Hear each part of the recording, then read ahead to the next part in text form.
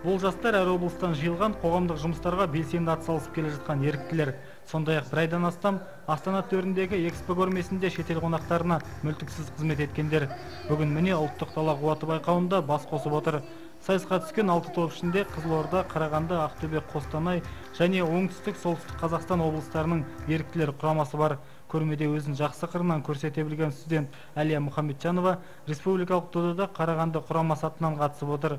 Талайды тамсандыратын тың жобаларды елордада көзбен көріп қайтқан Әлияның баламалы энергияны дамытуға деген ықыласы артқан.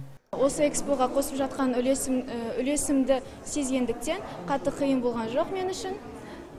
Бұл экспоға байқауында қатысқанымыз ол осы Қарағанды ресурстық центрінің арқасында таныстыруда және де біздің еліміздің жалпы көрнекіліктерін білуден сұрақтар қойылады, соған жауап беруге тырысамыз. Алғашқы айналым бойынша байқау шымылдығын Ақтөбе құрамасы ерекше қолымен ашты. Ән мен ырғаққа толы қимыл қозғалыс, рухани жігер беретін өлеңдер оқылып, көпшіліктің қошеметіне бөленді. Олардың өнерлеріне қазылар да жоғары бағасын беріп үлгерді. Еліміздегі өтіп жатқан шара Астана Экспо 2017 маңызды оқиғасына арналған.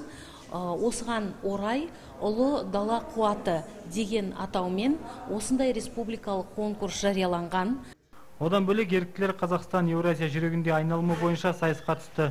Ағылшын тілінде өткен кезеңде Қожа Ахмет Яссауи кесенесі, Байқоңыр ғарыш айлағы секілді маңызды орындар туралы мағлұматтар беріліп, түрлі көріністер қойылды. Шараға жетекшілік еткен жергілікті жастар ресурстық орталығы мамандары баламалы энергия әлем келешегі екеніне сенімді.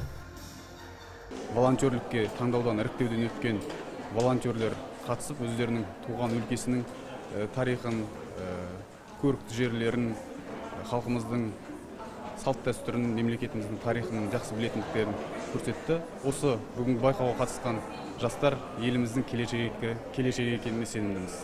Үміткерлер байқау аясында ұлттық ойындарды да ұлықтайтын салт дәстүр бойынша бақтарын сынады. Жеңімпаздар соңында сыйлықтарға ие болып, сертификаттармен марапатталды.